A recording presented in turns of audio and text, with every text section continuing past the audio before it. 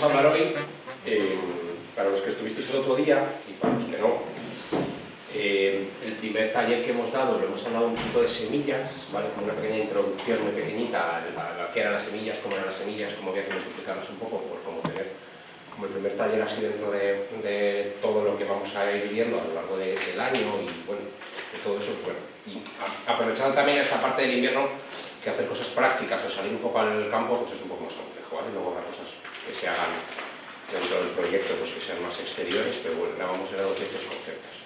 El segundo lo dimos de suelo, que fue el otro día. Para las personas que vinisteis hicimos algunas pruebas para analizar un poco la estructura, la textura del suelo. Están los botes que hay abajo para los que los dejasteis, ¿vale? Este tema de la diferenciación entre las distintas fracciones del suelo se ve ahora que se han clareado bastante bien, incluso en la parte de la estructura, las personas que dejaron el cachi, el vaso de plástico grande, con esto se ha disuelto muy bien, lleva mucho tiempo y se ve algunos de los suelos todavía que tienen ciertos agregados, ¿vale? Que no ha terminado de disolverse el suelo, pero en otros prácticamente se ha ido degradando con el agua y con el paso y se ha ido homogeneizando, ¿no? Entonces, pues bueno, luego lo vemos un poquito y ya está. Y en este tercero, yo quería hablar un poco del tema del diseño del huerto, ¿no? Cómo imaginar o cómo pensar, ¿vale? Cuando os hablo del huerto, imaginaros el vuestro, pero imaginaros uno de 5 veces más grande o 20 veces más grande. Es decir, yo qué sé, ¿sabes?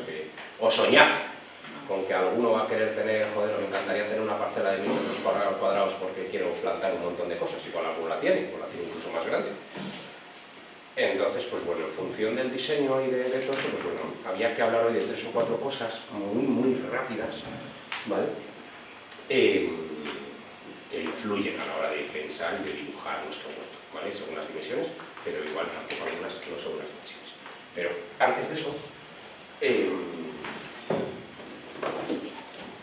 coge algo de bibliografía, porque como estamos a punto de que lleguen las Navidades, yo no sé si os gusta hacer regalos o no hacer regalos, pero a lo mejor entonces os autorregaléis cosas. Dentro de autorregalarse cosas, porque luego te regalan pregunta, cada cosa que dices, a ver dónde tiro yo esto ahora, a ver a quién se lo ve, ¿no? Entonces, los autorregalos están fenomenal y uno se autorregala lo que más me asusta, y a mí como me son los libros, pues está. Y os dejo eso. Esto había pensado en él, por ejemplo, porque acabo de llegar, porque lo estoy hablando, sé que está plantando frutales. Este libro es Evolución de la fruticultura y poda de los frutales, ¿vale? Esto está sacado de las escuelas de capacitación agraria, ¿vale? Y es un libro fantástico para aquellos que tengáis frutales, os cuenta todo cómo hay que podar, las podas de formación, fructificación y bueno, todas estas cosas. Cuando estamos hablando de huertos, recordad que en nuestros huertos entra todo, ¿vale? También entran los frutales, no solo entran las lechugas o las escarolas. ¿Vale? Es decir, en un huerto también entran las plantas, los frutales, ¿no? Vamos a pensar en un huerto en el que podamos tener o queramos tener todo, ¿vale? Bueno, pues este libro está muy bien.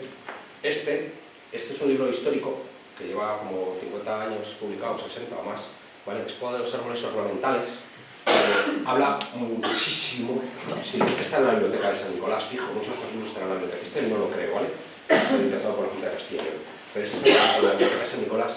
Y este habla muchísimo sobre cómo podar. O sea, ya no tanto en cosas de fructificación o si tengo un manzano, tengo un ciruelo o tengo lo que sea, sino en cómo podar, cómo cortar el árbol, cómo serrarlo y cómo cicatrizan luego, y os habla de fisiología, tiene unos gráficos espectaculares. Esto está publicado por Emmanuel Michaud. Ya digo que este es el tipo que se dedicaba a hacer estas cosas, si lo veis en la imagen, cosas como los árboles que están en los Campos Elíseos de París y cosas de estas, ¿vale? Cómo podaban, cómo trabajaban las cosas y todo. Y está fenomenal, ¿vale? Está fenomenal. La mayoría de vosotros conoceréis la editorial Fertilidad de la Tierra, ¿vale? Y si no, pues deberíais, ¿vale? Si alguno quiere alguno en concreto, podemos hablar. Pero bueno, esto lo voy a dejar. Entonces le compráis manual práctico de huerto ecológico, casi todo lo que estamos dando viene aquí. Esto es una ABC también, ¿vale? De Mariano Bueno. Y de la misma editorial, pues el libro está bonito, y tan pequeño, estos de plantas para curar plantas, ¿vale?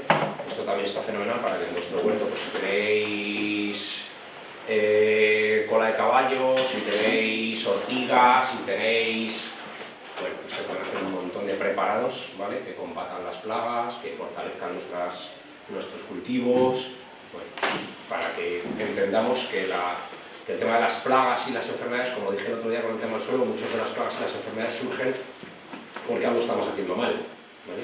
Porque principalmente en el suelo, con las fertilizaciones, excesos de fertilización. Bueno, pues aquí tiene muchísimo, esto es un libro precioso y baratito. Y bueno, cómo hacer un buen compost, este libro también está fenomenal, nos lo pone absolutamente todo, aunque en el propio del manual ya viene un apartado bastante grande, ¿vale? Pues que conozcáis por lo menos la editorial, que entréis, tienen una cantidad de libros fantásticos también de cuentos y de cosas muy bonitas sobre eso.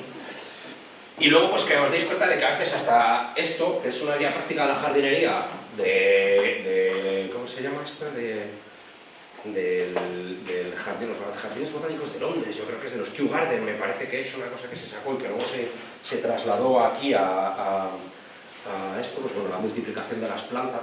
Este libro, a mí me costó en la feria de libros de segunda mano, me costó 2 euros, hace no demasiado tiempo, y bueno, la verdad es que es viejillo, pero tiene muchísimas gráficas, muchísimas imágenes sobre cómo cómo separar los bulbos, cómo hacer esquejes, cómo multiplicarlas, cómo hacer estaquillas, cómo hacer un montón de cosas, ¿vale? Y ya digo que esto, que hasta los libros más viejos, pues tienen una gran cantidad de información que compréis con lo que pilléis.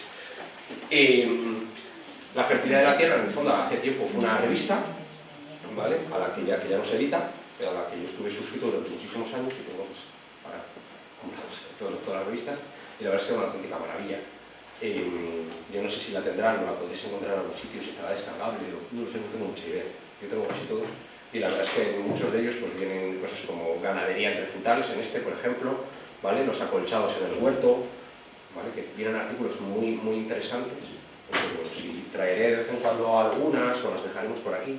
Yo voy a pegarme con nuestro querido concejal de Medio Ambiente, a mí me encantaría que nos diera algo de presupuesto, aunque el proyecto está financiado por la Junta de Castilla y León, pues bueno, voy a plantearme la posibilidad de que nos diera un pequeño presupuesto a ver si pudiéramos comprar una serie de libros de este estilo para poder tener disponibles. Hay aquí bastantes libros que son muy aprovechables y están un poco en desuso. Pues bueno, si sacamos también tiempo a lo largo del proyecto y de todo este año para ir ordenando y dándose.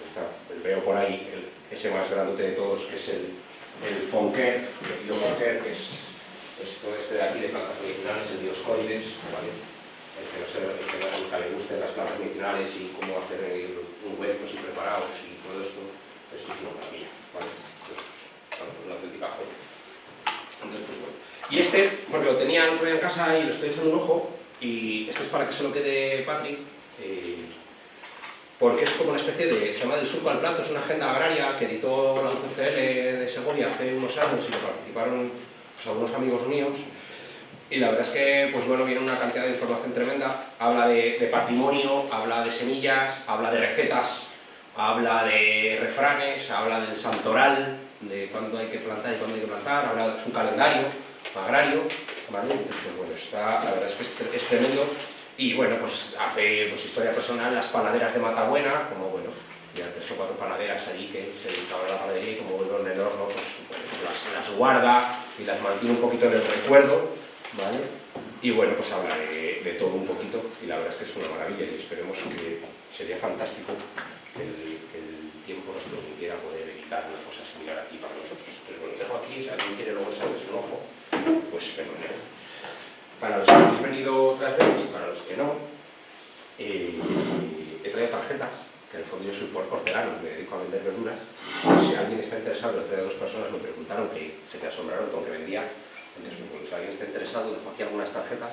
El nombre se llama la lolba, es una semilla antigua, que también conocía como el fenogreco, pero bueno, eso es una semilla antigua, que es una leguminosa que se utilizaba para dar de comer al ganado y en algunos los años que venía la cosa jodida, pues aunque el grano es pequeño, pues se molía y se hacía pan con lo que se ponía, ¿vale? Y es una leguminosa muy rústica que no necesita excesivos suelos, excesivas parcelas, pues bueno, que ya ha ido cayendo en desuso por otras leguminosas, igual que los hieros, las bezas, los altrabuces, ¿no? las muelas, este tipo de que han ido perdiendo y que ahora pues bueno, todo es alfalfa y que consume una auténtica barbaridad de agua y estas pues bueno, eran mucho más rústicas, que era lo que hablábamos el primer día, como las semillas tradicionales muchas de ellas están más adaptadas a nuestro tiempo, ¿vale? Entonces eso, vamos a estar como una horita, ¿vale? Ya me he comido 15 minutos, vamos a estar una horita y a las a las 8. Nos vamos a separar en grupos, somos unas 20 personas, si no me equivoco, más o menos. Nos vamos a separar en 4 grupos y vamos a hacer nos voy a dar un folio a cada uno, vamos a cada grupo, un diseño de una parcela a cada uno, y tenemos que pensar entre todos cómo diseñar, cómo pensar, qué haríamos, qué cultivaríamos y como todo. Pero rápidamente os voy a dar una serie de pautas a la hora de pensar, ¿vale? En la primera de las 3 presentaciones que vamos a hacer, que vamos a hacer súper rápido, son rotaciones y rotaciones de cultivos. Os recuerdo que podéis tomar notas, pero que todas estas presentaciones os las vamos a entregar, ¿vale? Algunas las tengo que modificar, como veis están en camiones y ya las sé todavía, que cuando doy los cursos de formación de la Escuela de Capacitación Agraria en Vimianza, entonces pues, todavía estoy haciendo un copia-pega y bueno, algunas las aprovecharé, de algunas cosas quitaré, porque ahí tengo como muchísimo más tiempo, entonces pues puedo permitirme ampliar, ¿vale? Cualquier cosa, cualquier pregunta, por supuesto, me podéis parar, me podéis interrumpir, me podéis preguntar sin ningún tipo de problema. Y si los teléfonos no suenan, lo agradezco muchísimo, ¿vale? ¿Qué es una rotación de cultivos? Vamos a dar 2 conceptos primeros, que son rotaciones de cultivos y asociaciones de cultivos, ¿vale? Entonces, la necesidad de hacer las rotaciones se remontaba casi hasta los orígenes de la agricultura. La gente que cuando ha hecho, la gente de campo no es idiota, y siempre lo ha pensado, ¿no? Y siempre ha ido analizando y dando las vueltas, ¿vale? Entonces, pues bueno, ya entonces pues se dejaba a veces el barbecho, de dejar descansar algunas de las cosechas para luego volver a cultivar o para todo eso, ¿vale? Siempre, cuando hablamos de agricultura, para mí es imprescindible, es que siempre la agricultura va unida a la ganadería. Siempre. Yo para mí no entiendo una cosa sin la otra, ¿vale? No entiendo una cosa sin eso, absolutamente necesario. De hecho, necesitamos abonar y estercolar. Y si no he ganado, no hay una cosa sin la otra, ¿vale? Entonces, pues bueno, estos abonos siderales que se llamaban, que se ciertas leguminosas, ¿vale? Que ya hablamos el otro día también, que las leguminosas tienden a fijar el nitrógeno atmosférico a través de unas bacterias en las raíces, y bueno, son los mejorantes, lo que luego llamaríamos tipo de abonos verdes, ¿vale? Bueno, pues eso, como se sembraban centenos, mostazas, se segaban, luego antes de la espigación del frutero, cuando iba a crecer y todo, pues abonos verdes. Que lo que estamos hablando de hoy es la agricultura que se lleva haciendo toda la vida, mejor o peor, ¿vale? Con algunas cosas. El tema de las rotaciones serían bianuales o trianuales, bueno, pues en extensivo, en grandes cantidades.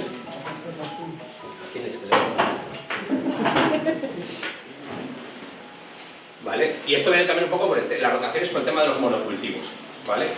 Yo creo que hay una cosa que es inevitable, y es hace ya muchísimos años, pasa cada año, de hecho este año es un año bastante complejo con el tema de los topillos, pero a nadie se le escapa que hace unos cuantos años hubo un problema tremendo en la zona de Castilla con el tema de los topillos, pero es que tenemos desde Villalón y Medina del Río Seco hasta León y hasta el otro lado, que prácticamente cultivamos una cosa, ¿sabes? Se cultiva. Entonces, ¿qué pasa? Que al final, tienes una especie, aunque solo sea cereal o lo mismo, cuando tienes un problema, pues ese problema afecta a extensiones gigantescas.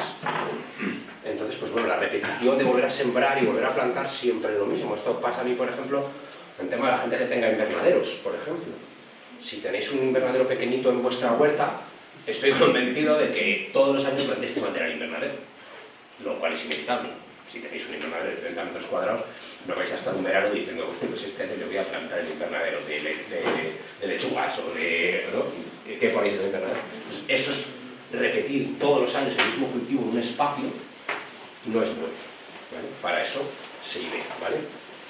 Procesos biológicos de las plantas, la proliferación de parásitos, plagas, enfermedades, bueno, todos esos son los problemas que vamos teniendo si no cumplimos por ciertas normas. Que os quedéis con el nombre, simplemente, que es la alelopatía, ¿vale? Que es pues, la ciencia que estudia las relaciones benéficas entre distintas plantas, árboles, hortalizas, aromáticas, medicinales, tienen esencias, resinas, ¿vale? Que entre ellas pues, establecen relaciones, ¿vale? La alelopatía es porque bueno, las plantas en general desprenden al terreno, al suelo, distintas sustancias, pues bueno, que en algunos casos sirven para repeler y en otros casos para establecer relaciones beneficiosas entre unas plantas y otras, ¿vale? Entre unas plantas y otras. Entonces, pues bueno, que os quedéis simplemente con el nombre un poquito de por qué se hacen estas cosas. asociaciones de cultivos, ¿vale? Que son los policultivos, es decir, definimos como la producción de 2 o más cultivos en una misma superficie. En una misma superficie, es decir, que nosotros tenemos nuestro bancal, imaginaros un bancal, de estos que a lo mejor hay en los huertos urbanos, de algunos de los huertos urbanos que tienen bancales de 2 metros de ancho por espacio, y en ese espacio de cultivo nosotros introducimos más de un cultivo. Por ejemplo, una asociación de cultivos sería introducir cada cierto número de plantas de pimiento, una albahaca, por ejemplo. ¿Por qué? Porque la albahaca es beneficiosa y repele, en teoría, repele, aparte es una planta que luego podemos hacer con ella un montón de cosas. Pero entonces estamos haciendo. Una asociación de cultivos sería entre col y col, lechuga. Eso no se le escapa a nadie, ¿vale? Pues eso es, pero o sea, en el mismo espacio y en el mismo momento tenemos los cultivos, ¿vale? Tenemos los cultivos. Eso sería una asociación de cultivos, ¿vale? Cosas beneficiosas que tiene: mayor biodiversidad biológica, disminuye el riesgo total de pérdida de la cosecha. Si nosotros tenemos un repollo y tenemos una lechuga y resulta que nos entran unas orugas fantásticas y nos comen todos los repollos, todo lo hemos perdido, porque en general las plagas afectan a un determinado tipo de cultivo. Entonces, la oruga de la col es la oruga de la col, no se va a comer la lechuga, no se va a comer la zanahoria, se va a comer la col. Entonces, a las malas, esto es lo que digo. Si tú solo tienes una cosa y te viene una plaga, pues lo vas a tener complicado, ¿vale? Mejora el uso de los recursos naturales, luz, agua, el suelo, ¿vale? Y proporciona, pues tiene una cantidad de beneficios. Entonces, que lo tengáis. Hoy lo que quiero es que os quedéis con el concepto simplemente, ¿vale? Evita que las plagas se extiendan por la parcela. Esto es importante. Es interesante mezclar plantas con distintas necesidades de nutrientes, que pertenezcan a distintas familias y con sistemas radiculares distintos. Una asociación de cultivos nunca, o sea, no haríamos una asociación de pimiento y berenjena. Son de la misma familia, son solanáceas las dos, ¿vale? No pondríamos patata y berenjena al lado, principalmente porque el escarabajo de la patata se va a hinchar a comernos las berenjenas. De hecho, le gustan más que las patatas todavía.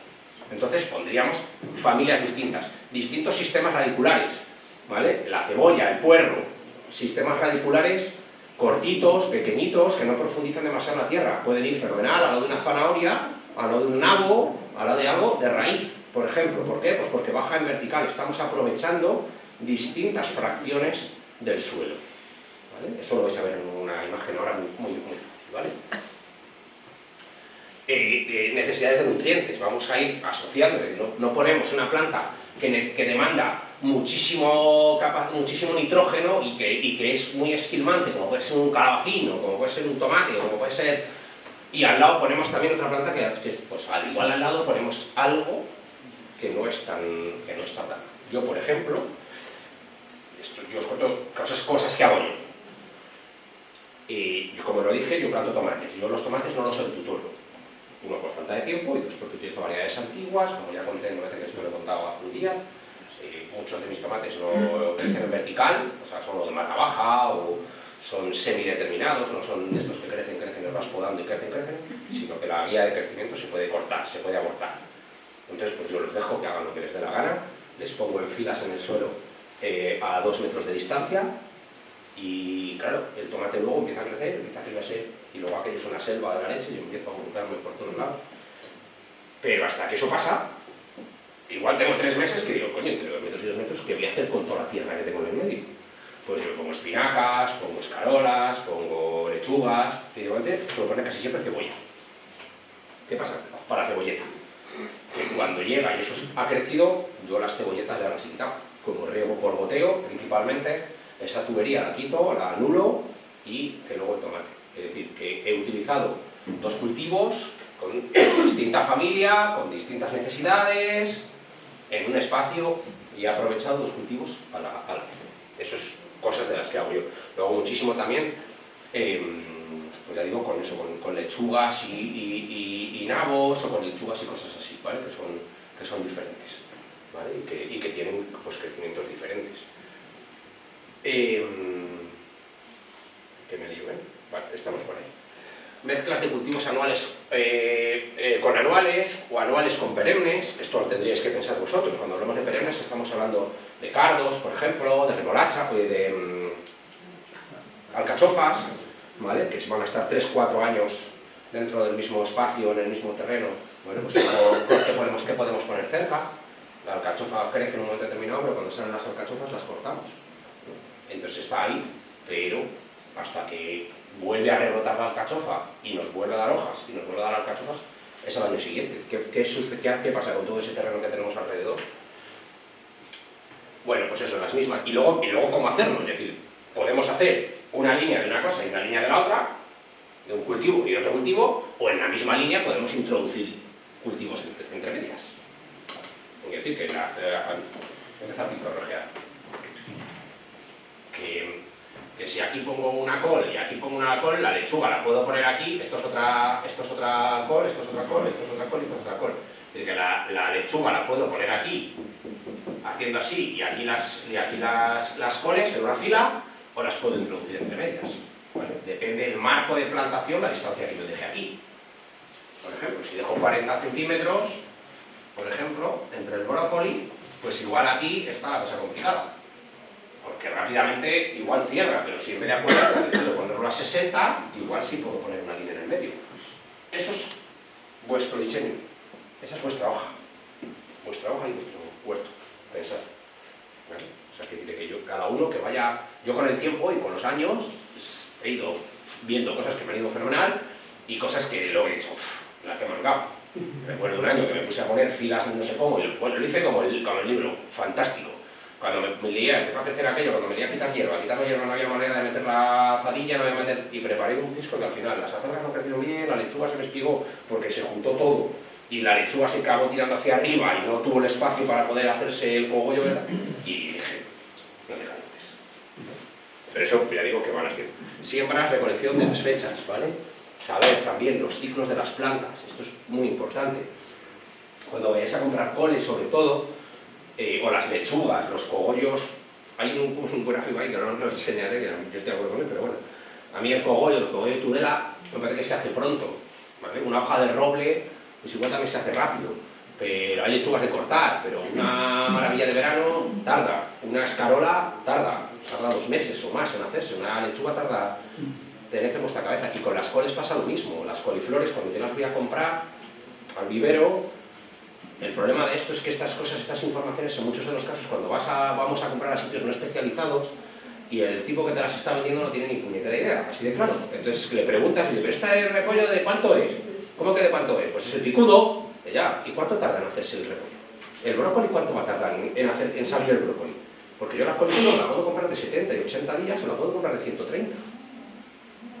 Entonces, el tiempo que va a estar es mucho mayor. Entonces, pensadlo también a la hora de cuánto tiempo va a estar, porque si luego pensáis poner otra cosa, o podamos hacer una rotación, o una asociación, o tal, toda esa información deberíamos de tener. Bueno, esto está más o menos hablado, se destacan mayores producciones, se aprovecha mejor la luz, el agua, la sombra, bueno, pues cultivos que sombrean, menos cantidad, cuanto más cultivo tenemos, pues menos malas hierbas hay, más compiten en los cultivos con las malas hierbas y menos malas hierbas hay, ¿vale? O sea que bueno, que tiene un montón de cosas beneficiosas, ¿vale? Entonces bueno, dentro de las asociaciones, pues bueno, siempre el trabajo de las leguminosas es imprescindible, ¿vale? Y leguminosas estaríamos hablando de judías, habas, guisantes, pues cosas así, pero bueno, hay otras cuantas leguminosas que podríais poner tipo para luego forraje, incluso para añadirle como materia verde a un compostero, por ejemplo, ¿vale? O sea, cosas que vayáis a eso, porque os recuerdo, por ejemplo, si garbanzos, lentejas, si ponéis garbanzos o lentejas, todo depende. Si tenéis 25 metros cuadrados y queréis poner garbanzos para comer, pues igual la cosa está complicada. Pero si tenéis 800 metros cuadrados, pues igual os apetece poner y sacar 4 kilos de judía para seco o de garbanzo para seco, y luego, o plantéis una leguminosa que luego podáis cortar antes de que grane, cortarla y luego añadirla como materia verde al compostero. Bueno, pues todo eso, y eso ya nos estaría generando un beneficio también, ¿vale? Una tontería. ¿Me he perdido? Vale. Ventajas sanitarias, no hemos hablado, plagas, insectos, todo esto. Y la seguridad económica, que esto lo hemos hablado también antes, de que no perdemos las cosechas enteras. Y bueno, pues aquí esto lo vais a tener luego, pues distintas asociaciones, ¿vale? Hay una asociación muy famosa, es la Milpa, ¿puede ser? Milpa es, ¿no? ¿Alguien lo nota? Siempre me lío el nombre. Que esto es azteca, ¿no? O maya o alguna cosa de estas, que es... Tiene las dos, viene de los dos sitios. Que es maíz, calabaza y judía. 3 cultivos que eran de allí, evidentemente. Entonces se siembra el maíz crece en vertical, nos agarra el terreno, después sembramos las judías, el maíz le sirve a la judía para trepar, ya le está dando un soporte y le está dando sostén al suelo, y después sembramos calabazas. Las calabazas cubren el suelo y nos evitan las malas hierbas, la evapotranspiración. Bueno, pues es una asociación de cultivos beneficiosa y es histórica, ¿vale? Se llama eso. Pero bueno, aquí tenéis un montón de ellas, ¿vale? Ya digo que yo sí que trabajo bastante el tema de la cebolla, por ejemplo con las remolachas, las cebollas con las acegas lo he hecho muchas veces, y utilizo también mucho, que lo he hecho este año, la cebolla con el repollo. Porque pues he sembrado repollos de primavera, les siembro en febrero, bueno, les planto en febrero, les separo. Cuando voy cortando los repollos a 3 meses, pues en mayo, junio, las cebollas de ciclo largo, la cebolla amposta, la cebolla valenciana, la cebolla morada de Liébana, que son cebollas para secar de ciclo largo, pues cuando todavía lo quito, tengo las cebollas un poco más separadas en el espacio, ¿vale? Pero las tengo todavía ahí. Incluso si tenéis un pequeño motocultor pequeño o alguna herramienta de trabajo pequeña y las cebollas están separadas 50-60 centímetros, todavía podréis pasar por ahí y poder utilizarlo, levantar las coles y poder utilizarlo otro cultivo de rápido, por ejemplo, en lo que es, o la cebolla, apenas nos está ocupando eso. Eso sería, ¿vale? Una asociación. Ya digo que hay un montón. Aquí tenéis el perejil, por ejemplo, con el tomate va espectacular. Poned un perejil siempre cerquita de los tomates, que ya veis que vivo. Y el perejil también se usa. ¿Vale? Bueno, pues ahí tenéis unas poquitas, algunas de las que son famosas, ¿vale? Y que nos sirven. Bueno, el perejil, el tomillo para prevenir la mosca blanca. Si alguno sabe lo que es la mosca blanca, un bichito que suele salir así blanquecino, que se pone con el en vez de las hojas, principalmente pepino, pimientos, calabacines. A mí no me sale mucho, ¿vale? Voy a quitar esto aquí. Que voy a caer todavía. Esto, por ejemplo. Fijaros. No, mire, es el camino contra los rabanitos. Bueno, pues ya está, no pongáis rabanitos. Pero unos rabanitos de semilla, una lechuga y una zanahoria apenas nos ocupa. Los tajetes también, siempre muy importantes, como pues, para las primeras líneas de los cultivos, ¿vale? Afecta contra los nematodos. Pero bueno, pues que hay un montón de ellas. Esta es la que decíamos antes, ¿vale? Esta es la que decíamos antes, ¿vale? Entonces, pues bueno, hay un montón de estas en los libros y si las buscáis por ahí os van a contar.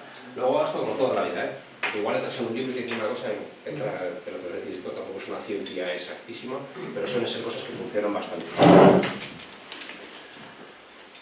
Esto lo vamos a ver luego cuando hagamos la práctica, ¿vale? Esto no es una ciencia, cada uno hará el huerto de una manera y de otra, y a la gente a la que le funciona una cosa que luego a otro depende. Hay tantas variables. Y esto es la rotación de cultivos. Hemos hablado de asociación. La asociación de cultivos era lo que estaba cultivado al mismo tiempo en el mismo sitio. Y la rotación de cultivos es la alternancia, ¿vale? La distribución en el espacio. Una rotación de cultivos muy típica que hace mi vecino, que hace extensivo y un químico maravilloso, es que después de la patata, que lleva nitrógeno, como si aquello fuera el mar de poner el cereal, ¿vale? O sea, si él hace una rotación de patata, cereal, cebada, después de la cebada pone cebolleta, después de la cebolleta pone, pues hace una rotación y cada parcela, cada año, y bueno, eso es la alternancia, cada año, en cada sitio, pone una cosa. Imaginaros vuestro bancal. En el tenéis 4 bancales, porque en el huerto urbano de Belén tiene 4 bancales, pues en el bancal 1 ponemos una cosa, en el bancal 2 ponemos otra cosa, en el bancal 3. Y cada año lo vamos cambiando, ¿vale? El agotamiento del suelo, al final es lo mismo, ¿vale? Es lo mismo. Se recomienda que los cultivos no pertenezcan a la misma familia, es decir, que si en el bancal 1 hemos plantado pimientos, pongamos al siguiente berenjena. si hemos plantado lechugas, pues no pongamos después acelgas, después espinacas, después repollo, y que sea todo de hoja, por ejemplo, ¿vale? Que vayamos cambiando. Y esto lo vais a ver en un gráfico, ¿vale? Como consejos prácticos aquí. Cosas de raíz, cosas de hoja, cosas de fruto. Cultivar especies de familias distintas. Pues lo mismo, es decir, esto a mí me parece lo que os decía antes. Si ponéis un año patatas y tenéis algún escarabajo de la patata, como al año siguiente pongáis berenjenas en esa parcela, estáis jorobados. O sea, además el escarabajo de la patata es fantástico. Bueno, para el escarabajo de la patata a lo mejor es el DDT, que es esto, ¿vale? Coger los DDTs y empezar a hacer así. El Bacillus thuringiensis, pero el Bacillus thuringiensis es caro, hay que aplicarlo en un momento muy concreto de la eclosión del huevo y tarda en hacer efecto. Había un bacilo, una variedad que atacaba al escarabajo de la larva también. Sí, pero te dice que no es y las temperaturas. Sí, no es inmediato. A lo que él está diciendo, el Bacillus thuringiensis es una bacteria que se introduce dentro del organismo del insecto y acaba matándolo le afecta al exoesqueleto también, ¿no? Y le acaba matando un poco de las coles. A las coles también, pero ya digo que en huertos pequeños, si tenéis 5.000 metros me parece fenomenal, pero si tenéis... No, yo no le he usado nunca, por ejemplo. Yo a mí, porque tampoco pongo patatas, es verdad, ¿eh? Entonces no suelo tener problemas, pero ya digo que... O sea, yo es que tengo, no sé si es que soy yo, pero a mí los bichos les quiero mucho, o tengo muy pocos, o tengo muy poco de cada eso, yo no suelo tener demasiados problemas. Muy poquitas veces me toca hacer algún tratamiento, apenas tengo pulgón, por ejemplo. Entonces, pues, ¿por qué? Pues porque hago rotaciones muy bien, estercolo muy poquito, lo justo, ¿vale? Cuando se hablaba antes de la mosca blanca, lo dije el otro día, la araña roja, el pulgón y la mosca blanca, que son creo que probablemente las tres peores plagas que tenéis en la huerta y que afectan a una variedad muy grande de cultivos, a una amplitud muy grande de cultivos, es por exceso de nitrógeno en la mayoría de los casos.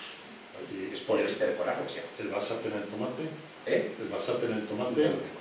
No tienes. Y de orugas prácticamente. Y luego vuelvo a decir lo mismo.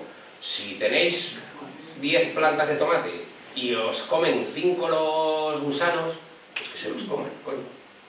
¿Sabes? Que te vas a gastar 20 euros y vas a estar una hora allí tratando para que se coman 5 tomates, te saldrá más rentable dejar que se coman los 5 tomates, ¿no? Es que a veces, o sea, a mí me ha pasado alguna vez, porque trabajo para gente y hago cosas para gente, y en los rosales he visto un pulgón, digo, si la dejan el pulgón, que tampoco pasa nada. Otra cosa es que tenemos una plaga enorme, pero eso tendremos que verlo, y no vamos a hablar, o no hay una, habrá igual, yo doy un tema específico de plagas y enfermedades, y siempre está el umbral de plaga, ¿vale? El umbral de plaga, o sea, ¿cuándo empieza a ser problemático con esto? O sea, yo veo que tengo pulgón al principio en mis tomates, y lo tengo cuando les planto, y siempre hay algunos pulgoncitos ahí y tal, y cuando yo lo trato. ¿Por qué? Porque alrededor estoy empezando a ver que tengo mariquitas, y que tengo crisopas, y que tengo... ya se lo controlarán. Ya lo controlarán los propios insectos depredadores, pero para eso tienes que tener alrededor un equilibrio, ¿vale? Pero nos vamos de... Volvemos otra vez, las distintas partes aprovechables, por eso, pues porque si tú al final has tenido un cultivo de raíz en profundidad, pues igual nos interesa, ¿vale?, que lo que venga después de eso tengas. Y sobre todo también ordenar las especies mejorantes y las necesidades de eso. Cosas que van a extraer potasio, cosas que van a extraer nitrógeno del suelo, cosas que van a extraer fósforo del suelo, ir rotándolo, ¿vale? Ir rotándolo dentro de la rotación para que el suelo pues no se quede. Yo creo que esto más o menos lo hemos visto, ¿vale? Entonces, pues bueno, esta yo os quiero enseñar los gráficos, es que si no se nos va a ir, ¿vale? Veis cosas como estas, ¿vale? Como por ejemplo este cultivo no va a quitarle luz, no va a quitarle luz al de al lado, ¿vale? Es decir, que si al final aquí tuviéramos un cultivo que fuera igual de alto y aquí en esta parte, pues, pues bueno, pues nos daría problemas. Bueno, distintos espacios, lo que hablábamos antes, cebolla, puerro, ¿os acordáis? Lechuga, zanahoria, ¿vale? La zanahoria tiene una raíz muy pequeñita. Bueno, y esto sí que quería que lo vierais también un poco. Esto sería un ejemplo. De estos hay 30.000. Y cuando abráis los libros, en cada libro que habláis habrá uno distinto. Y esto es lo que vosotros tenéis un poquito que hacer también. Tenéis un poquito. Este sería el primer año, imaginémonoslo, ¿vale? 2024. Y tenemos en nuestro 5 bancales o 6 bancales o 5 bancales. En uno hemos puesto esto, con lechugas intercaladas. Aquí tenéis, por ejemplo, no sé si lo veis bien, más o menos, las necesidades de compost, ¿vale? Estamos hablando de unos cultivos que quieren alimento, ¿vale? Que son importantes en alimento. Las hojas, esto es importante también que os quedéis siempre, o que asociéis los cultivos que vais a tener por familias, ¿vale? Las compuestas, solanáceas, aquí las cosas, las compuestas, lechugas, escarolas, rúculas, todo esto pertenece a las compuestas. Las quenopodiáceas, acelgas, espinacas, remolachas, es la misma familia, ¿vale? Entonces, claro, cuando hablábamos de no poner siempre las mismas familias juntas porque van a tener el mismo problema, las mismas necesidades, sería esto, tenéis que saber un poquito, ¿vale? Entonces, en ese bancal hemos puesto cosas de hojas, el apio, las coles, el repollo, y sin embargo las necesidades no son excesivas. De cero, la rúcula, la espinaca no se abona, la rúcula, el canónigo, todas esas cosas es que es como, si es que son 4 hojitas, ¿vale? Muy mal es para que no crezcan, muy mal tenemos que, de hecho la espinaca tiene un problema, ¿no? Y es que con exceso de nitrógeno en el suelo transforma nitritos, los cuales son tóxicos, ¿vale? O sea, no vienen bien. La espinaca no hay que extrapolarla porque incluso puede llegar a resultar tóxica. La tercera tenemos raíces, desde zanahorias, apios, nabos, las liliáceas, puerros, cebollas, con incluso algunas cosas como los rabanitos, los hinojos, también bajas necesidades. En la parcela 4 hemos decidido poner cosas que tampoco necesitan demasiado y estamos mejorando el suelo, ¿vale? En la 5 hemos decidido poner un cultivo perenne, que también tiene mucha necesidad. ¿Por qué tiene mucha necesidad? Porque va a estar bastante tiempo en el suelo también, ¿vale? Las alcachofas o el cardo va a estar 4 o 5 años, los podemos dejar en el mismo suelo, ¿vale? Y a la parcela 6, pues bueno, plantas como muy voraces, las brócolis, las coliflores, ¿vale? Los intercalamos también con abonos verdes, ¿vale? Los intercalamos dentro de la rotación con abonos verdes.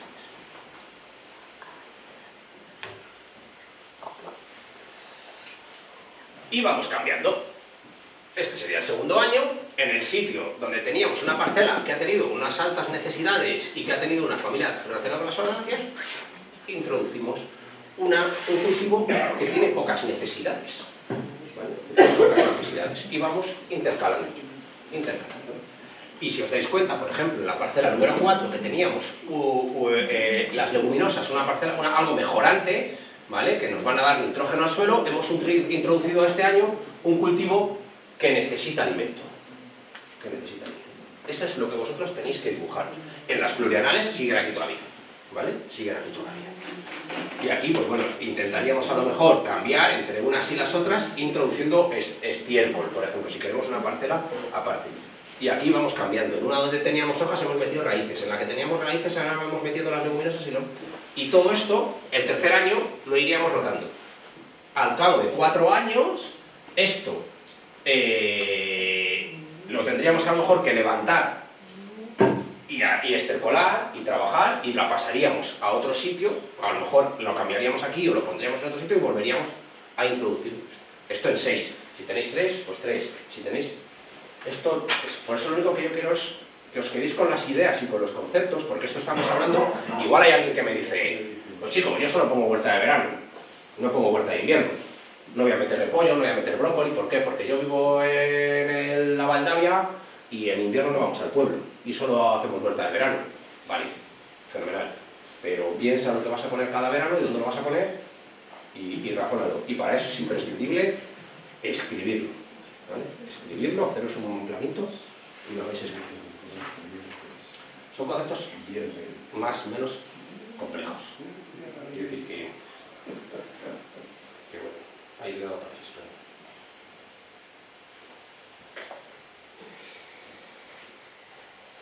Esto es un poco como el resumen: plantas exigentes, plantas poco exigentes, sí que sé yo, y plantas, luego plantas mejorantes.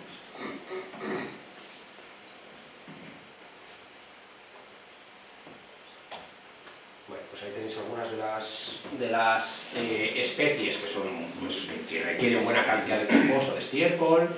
Pues evidentemente las calabazas, calabacines, tomates, pimientos, berenjenas, melones, pepinos, sandías, moles, cosas que... Lo primero que van a estar mucho tiempo en el terreno, ¿vale? Algo que va a estar en un rabanito que lo vamos a quitar a las 3 semanas, pues no puede necesitar demasiado, porque no va a pedir. O sea, tiene 4 hojitas así y al final te tiene que dar una bolita. O sea, lo puedes hacer en la maceta de tu casa, que te tiene que salir bien. Pero sin embargo una berenjena, que vamos a intentar que nos dé varios frutos por planta de tamaño grande, lo que va a extraer para poder producir toda esa cantidad de materia, pues necesita. Las medianamente exigentes, pues ahí las tenéis, las acelgas, las lechugas, las escarolas, los puerros, bueno, pues esas cosas siempre, bueno, en cosas de hoja y en cosas así, o cosas de raíz, intentad que el compost esté siempre muy hecho, para que no pueda quemar las raíces, para que no pueda estropearlo, las mejorantes, bezas, tréboles, habas forrajeras, esparcetas, cebadas y luego todo el tipo de las leguminosas, guisantes, habas, o sea, que algunas de ellas son comestibles y otras pues las podemos utilizar, ya digo, simplemente como abono para incorporar al suelo o para añadir materia verde fresca a nuestro compostero. Y bueno, poco exigentes, pues bueno, evidentemente las leguminosas son un poco exigentes, los que lo tenéis ahí un poquito. Hay 14 cosas listas, ya digo, ¿veis? Solanáceas, sumeríferas, compuestas tal, pues bueno, esto va dando la vuelta y cada año pues vais cambiando en vuestra parcelita. Otro ejemplo, ¿vale? Mucho más elaborado, en el que ya no solo tenemos los bancales, sino el espacio, ¿vale? El espacio a lo largo del tiempo. Aquí ya esto es lo que hay que hacer.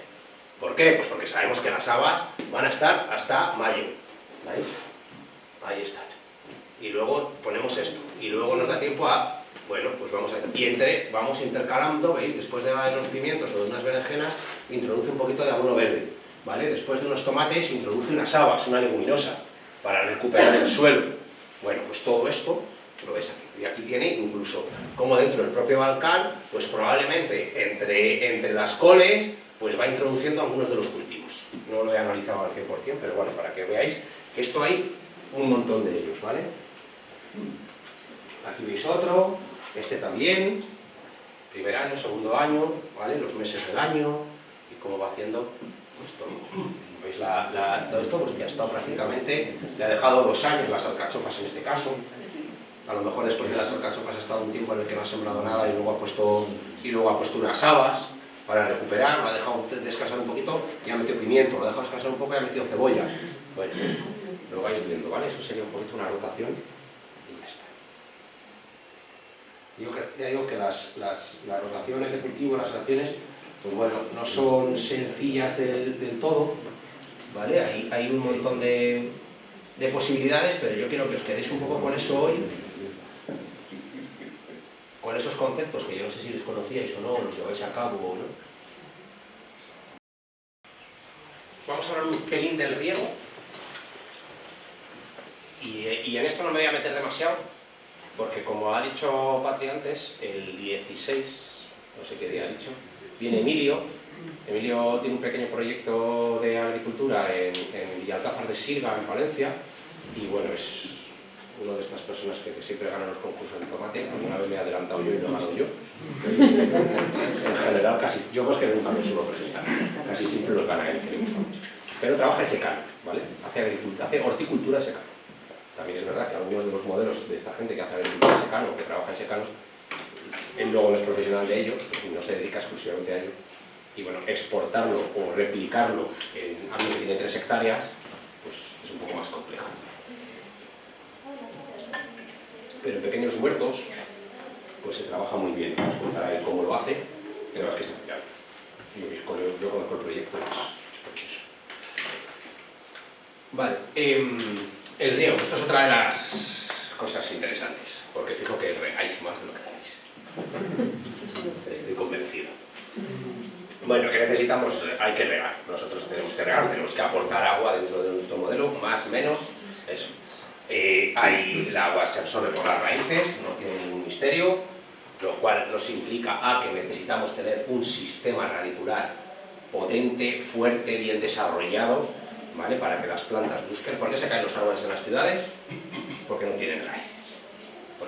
siempre el agua en superficie del riego y luego cuando viene el aire hace un flop y se te caen, y árboles, que yo he visto caer árboles ahora se llaman cosas como las danas y cosas de estas, pero cuando vino un temporal, que era temporal antes, hace un montón de años se cayeron varios en las moreras y se cayeron cipreses y no, ¿cómo se llama? ¿Cómo el del San Pablo? Que no son cipreses, cedros. Se cayeron cedros, que joder, las coníferas tienen unas raíces pivotantes, verticales en profundidad, tenían las raíces así. ¿Por qué? Pues porque tienen necesidad, no tienen necesidad de agua, no tienen aire. Encima les dan agua a árboles que no lo necesitan. Entonces, pues bueno. Pero bueno, necesitamos un sistema radicular muy importante, ¿vale? Que bueno, sube para arriba, el agua se pierde por las hojas, ¿vale? Entonces, bueno, el aire, el sol, el tipo de terreno, todo esto. Entonces, pues bueno, siempre hay que tener en cuenta, y esto lo hemos hablado el otro día con el tema del suelo, que es muy importante, el tema de la humidificación, suelos con una buena cantidad de materia orgánica retienen muchísimo mejor el aire, el agua. Bueno, pues eso, hay que analizar un poco a veces nuestros suelos a la hora de saber cuánto tenemos que regar y cómo todo, ¿vale? El agua es necesaria para disolver los nutrientes, para ser absorbidos los nutrientes por la planta. En un suelo que pase sequía, ¿vale? Vamos a tener deficiencias de asimilación de alimento. Podemos tener mucho alimento, pero si no hay agua, eso no sube para arriba, porque los nutrientes entran a través de cuando el agua entra para adentro, ¿vale? Dentro del complejo de cambio, que se llama, y de todas estas cosas, pues necesitamos que haya agua, ¿vale? Entonces, si no tenemos agua, si tenemos problemas de sequía o problemas de que no regamos o tenemos el suelo siempre con la humedad adecuada y tenemos a veces mucho agua y a veces menos agua, estos estreses hídricos que les provocamos a las plantas las hacen más vulnerables. Al ser más vulnerables y más débiles es como nosotros. Alguien que pues bueno, tiene una mala alimentación y no se cuida, en invierno coge más catarros que alguien que otra cosa es que vaya sin camiseta.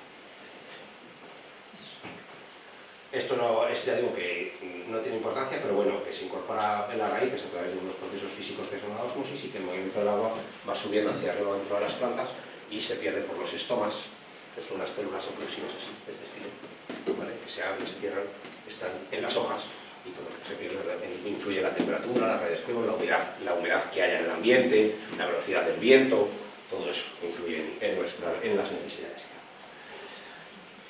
Vamos a dar algunas pautas simplemente muy rápidas, ¿vale? Porque luego quiero que os voy a preguntar, en la práctica que vamos a hacer, qué vamos a hacer con eso, ¿vale?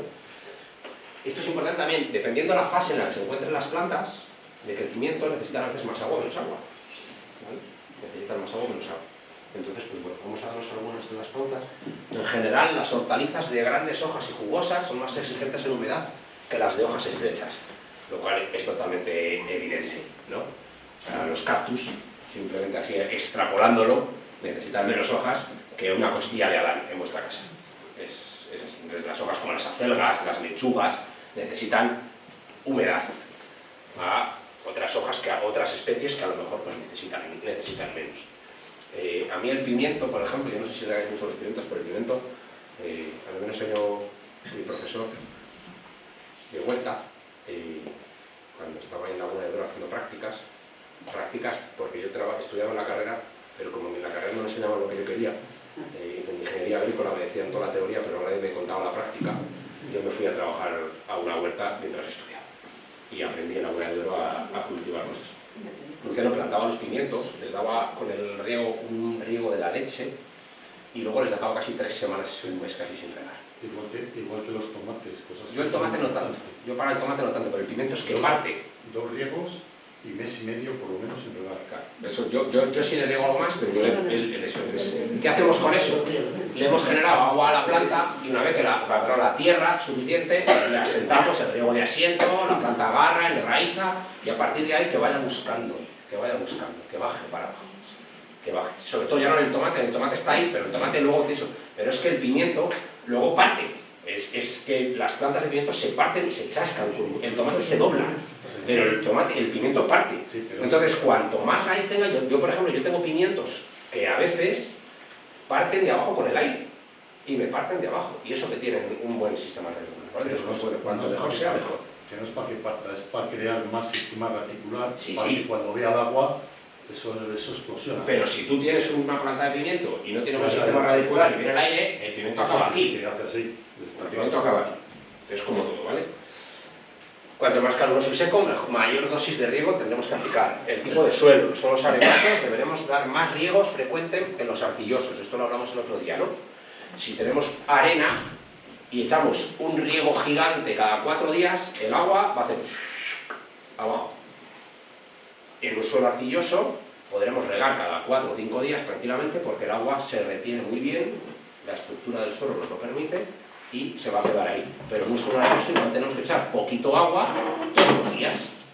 Todos los días. En la densidad de las plantas, volvemos a lo de siempre, por eso hablábamos antes de la optimización de los recursos en las asociaciones de cultivos. Si tenemos las plantas más juntitas y tenemos más de pues hay menos incidencia del sol a la tierra, se evapora menos agua, tenemos que regar menos. Y la existencia, que esto es importante, de los acolchados. Yo no sé si vosotros acolcháis el suelo o no. Acolchar el suelo es que entre las plantas de vuestro cultivo cubrís el suelo con lo que os tengáis. Yo con los acolchados siempre digo, lo más barato y lo que más a mano tengáis. ¿Vale? Puede ser paja, puede ser césped, puede ser corteza de pino, o con corteza es mejor, que no sea de pino mejor. Pueden ser cartones, pueden ser tejas, pueden ser piedras, puede ser plástico, cada uno lo que más tenga. Y depende de la distancia, eso, mucha gente me dice, ¿tú no acolchas con paja? Digo, tío, ¿cómo me acolcho con paja yo 1 hectárea, colega? Digo, se me ha acabado el año y sigo echando paja todavía. Digo, y está el tomate ya les he cogido. Yo acolcho con plástico algunos de mis cultivos, porque para mí es muy rápido. Para mí es muy rápido. ¿Vale? Y luego, algunas de las cosas las acolcho con césped, porque tengo un recurso muy fácil que es el césped. ¿Vale? Entonces, en eso. Pero todo eso hace que mantengamos la humedad. Entonces, pues bueno, pero eso. Y para mí esto es imprescindible. Un exceso de riego provoca el lavado de nutrientes, provoca la aparición de enfermedades criptogáricas, es decir, de hongos. Hace crecer más rápido a las plantas, haciéndolas a sí mismo más vulnerables a plagas y enfermedades, llegando a perder parte de su sabor y su calidad nutritiva. ¿Por qué los tomates no saben a tomate? 1, porque las variedades que se ponen son una mierda. Y 2, porque se utiliza muchísimo estiércol y muchísimo agua. Una lechuga tiene que tardar en crecer 1 mes y medio. Si una lechuga crece en 3 semanas, mal. ¿Vale? Porque las plantas y la planta tiene que tardar en desarrollarse lo que tiene que tardar. ¿Vale? Entonces, no es necesario regar mucho. Yo me pongo muy nervioso, yo siempre, esto también los que me hicisteis el otro día, os dije que aparte de mi proyecto, gestiono un convento de clausura que era una auténtica barbaridad, porque se regaba 5 veces semanales a pie la huerta, cada surco. Y dice, digo, madre mía, es imposible, estamos todo el día echando agua. Y para ellas es como eso, y todavía hay alguna que se me escapa y pone la manguera después, porque es poco. Y a ver, chicos, claro, tiene un pozo que aquello me llevará 100 años en el convento hecho el pozo y allí nadie sabe que hay un pozo y hay agua para parar un tren en medio de la ciudad, pasa el desgrego al lado, pues sale a echar agua. ¿Sabes? Entonces, ¿qué pasa? Que luego las lechugas están en contacto prácticamente con tierra empapada todo el día, encharcada, y luego aparece la botritis, aparecen problemas de hongos. ¿Vale?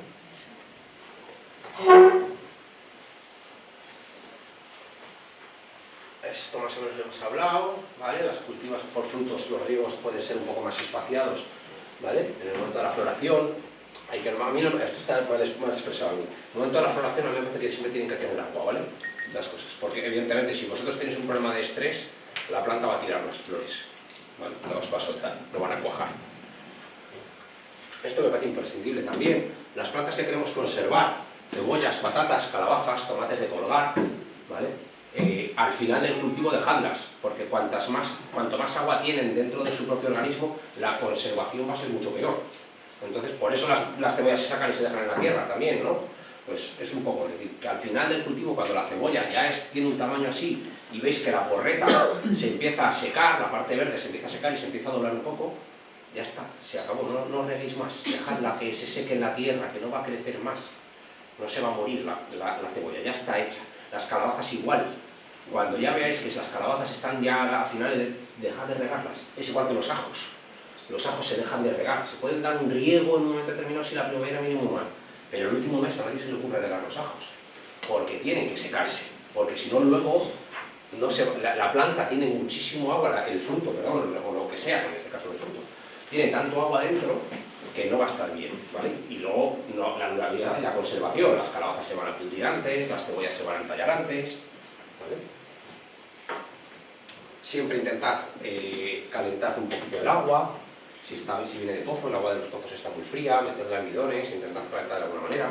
Si tenéis acequias, traen muchísimas semillas, muchísimo lodo, depende del sistema de riego que tengáis, se puede obturar o no se puede obturar, se puede estropear antes, filtros, meter filtros, ¿vale? Sobre todo con el tema de las semillas, a mí me parece importante. En verano regaremos preferentemente al atardecer, por la tarde. ¿Por qué? Porque tenemos una humedad relativa muy baja. Entonces, y aparte del sol, tenemos una humedad relativa muy baja. Lo que pasa es que por la noche, por mucho que, en nuestra zona, por mucho que reguemos, por la noche sigue siendo noches secas, no hay mucho problema. Y en otoño lo haremos por la mañana, porque si lo hacemos en otoño por la tarde y todavía le echamos más, y la humedad por la noche, y son más horas de noche, y tenemos también una humedad relativamente alta, estamos generando un exceso de humedad alrededor de nuestros especies. ¿Qué pasa? Que se pueden estropear, ¿no? No es conveniente mojar las hojas al regar en verano. Esto yo no sé cómo lo veis o no lo veis. A mí me parece que no genera tantos problemas, es como una especie de norma histórica que siempre se ha hecho así, a mí no me lo parece, ¿vale? Pero bueno, en invierno y en todo eso, pues sí que intentar mojar las plantas. Y lo de la profundidad, ¿vale? Si tenemos un suelo muy pequeñito, ¿vale? O tenemos un terreno muy pequeñito, pues más riegos frecuentes. Esto es como eso, una maceta. En una maceta os va a dar igual, podéis echarle 20 cubos de agua, coño, la maceta es esto, no tiene más. Si tenéis un suelo o un bancal que la profundidad es pequeña, es exactamente lo mismo. Mejor regar todos los días 10 minutitos con el goteo que echarle 30 calderos, que, ¿sabes? Que ¿dónde va a ir el agua? O se baja abajo, o incluso si tú tienes un bancal y debajo del bancal lo que tienes es cemento, el agua, o sea, ¿qué va a hacer?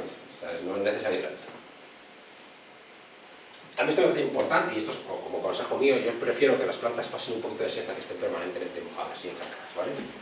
Y a veces, para la araña roja o algunas cosas, mojar y crear humedad o mojar las hojas viene bien.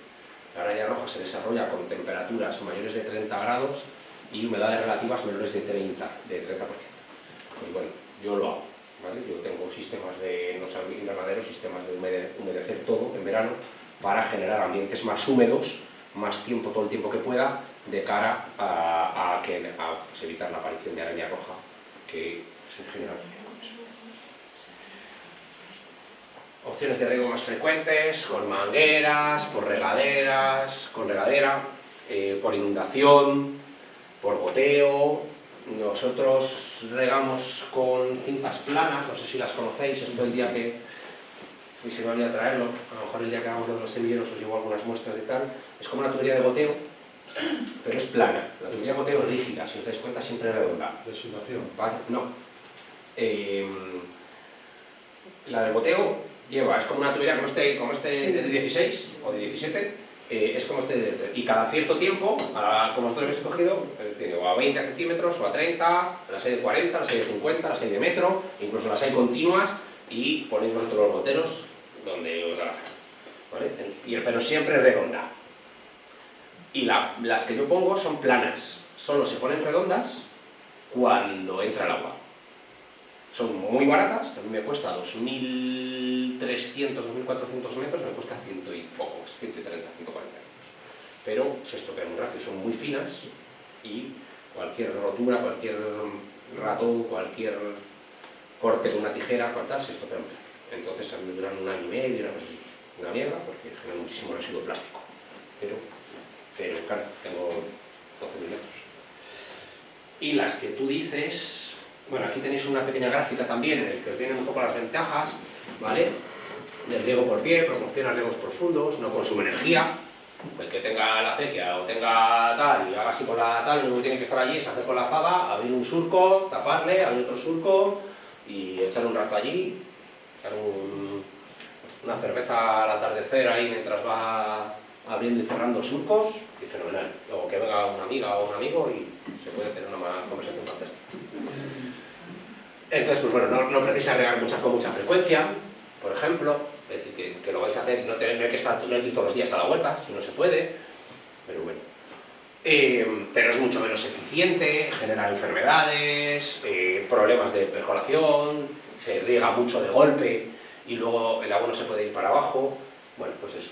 Los riegos por aspersión, cuando hablamos por riegos por aspersión, podemos tener riegos por aspersión como estos que vemos de la gente profesional que tiene unos aspersores para las patatas y para cosas de tal, como los difusores o aspersores pequeñitos de jardinería, que también funcionan muy bien, necesitan menos caudal, menos presión, son más baratos y para pequeños huertos funcionan fenomenal. Yo los utilizo también de vez en cuando, ¿vale? Son fáciles de montar o de manejar, imitan la forma del agua, pero bueno, consumen energía, necesitamos electricidad en la mayoría de los casos, tenemos una bomba, algo que los impulse, lo que sea, ¿vale? Entonces, pues bueno, son algo más complejos. Y los riegos son localizados, en el que la efectividad está cercana al 95%, en comparación a un 60-65% del aprovechamiento del agua que genera el riego a pie. Pero aquí, pues bueno, hay que soltar algo de dinero al principio de la instalación, pues porque bueno, son materiales, hay que luego desmontarlos, montarlos, quitarlos, ponerlos, pero bueno, no provoca escorrentía. Si tenéis alguna parcela que tenga algo de talud, o que tenga, perdón, algo de pendiente, que no sea plana, pues el riego por aspersión, pues claro, el agua escurre, entonces el aprovechamiento arriba es mucho menor que el de abajo. Las eficiencias de riego cambian en parcelas así, ¿vale? Sin embargo, los riegos localizados, pues bueno, son mucho más eficientes en ese sentido. Pero bueno, esto como lo vais a tener, luego lo echáis un ojo. Bueno, pues esto aquí había también con los elementos básicos. Esta es la tubería que tú dices. Esto es una tubería de exudación, y la de exudación quiere decir que riega a lo largo de toda la tubería. Cuando está llena de agua, salen gotitas por toda la tubería.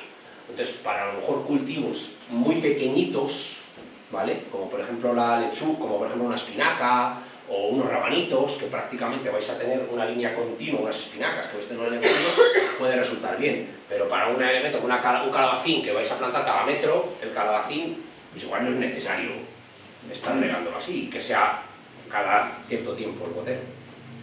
En cuanto al riego por aspersión, ¿puedes dar problemas? Otra cosa que nos habías dicho anteriormente, que no convenía mojar las hojas. Tendrías que mojar, o sea, regar a determinadas horas. Si ya digo que yo a mí no me genera demasiados problemas eso de mojar las hojas, ¿sabes? Hombre, otra cosa es que a nadie, o a nadie, yo qué sé, yo no me imagino un día de ola de calor con 39 grados de temperatura y que tú a las 3 de la tarde digas, hostia, voy a regar. Y que te pongas a regar, pues igual es que no es lo más eficiente, porque mucho de ellos directamente es que se va a evaporar, pero yo creo que se evapora tanto que no es necesario. Y a mí en algunos de los casos me parece que genera, regar a extremos de calor, bajas la temperatura, es decir, que no es tan problemático. Para mí, yo no le encuentro el problema, y de hecho, leyendo y comentarios y cosas de gente, hay mucha gente que incluso riega en horas altas cuando la densidad del suelo, es decir, el problema está en si el suelo está libre, que luego todo lo que caiga en el suelo se va a evaporar muy rápido, pero si tú el suelo lo tienes cubierto, no es malo del todo tampoco, porque generas un ambiente un poco más húmedo a las plantas. En esa seca, momentos de tanto calor, de horas de tanto calor y que el ambiente es muy seco, ¿no? Entonces, a mí no me preocupa en ese sentido. Y la polinización de las flores, la flor húmeda, puede resultar un problema, pero bueno, habría que verlo. Por ejemplo, las de los calabacines abren la primera, y las calabazas que son más grandes abren a primera hora de la mañana, luego con el calor están cerradas. Pimiento, el tomate, cosas así son autógamas, y luego la mayoría de las cosas de hoja no te van a generar problemas porque no tienen flores, tienes que dejarlas, pero como tal podrías tener más problemas con el calabacín y con la calabaza y con el pepino y con el melón y con la sandía, que tienen estambres masculinos con mucho polen grande, pero bueno, en general esas flores suelen abrir a primera hora de la mañana y luego cierran con el calor, se cierran así, se cierran un poco.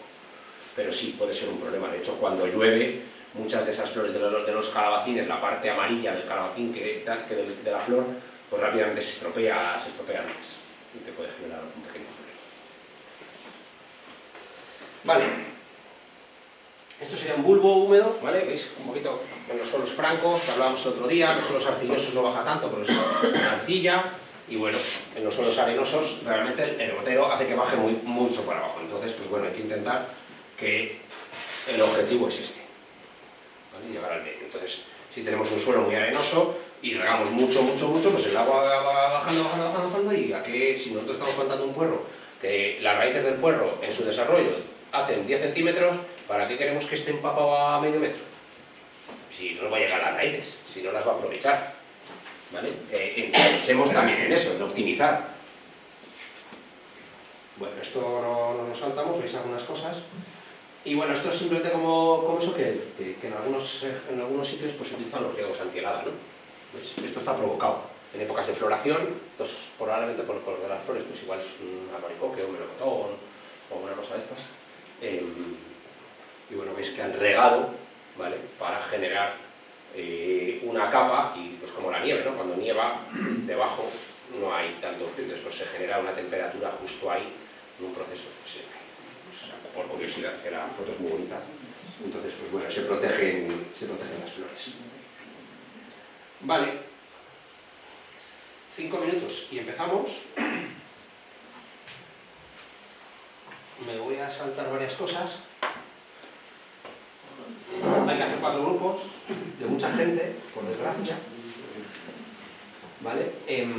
¿Cómo lo has hecho antes esto? Perdona, Carmen. Desde 5. ¿Eh?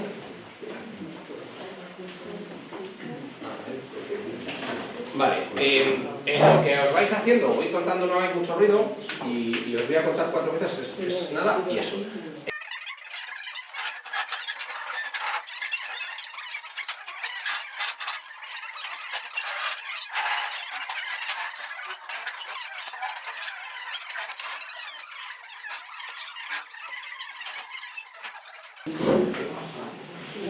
Vale, en 2 minutos os lo explico, 2 cosas, y ahora, como yo voy a estar entre las mesas y os voy a estar todo el rato preguntando eso, como va a haber algo de barullo, sí que voy a pedir que haya silencio. Ya os voy a dar unas pautas físicas, ¿vale? Para hacer el ejercicio también.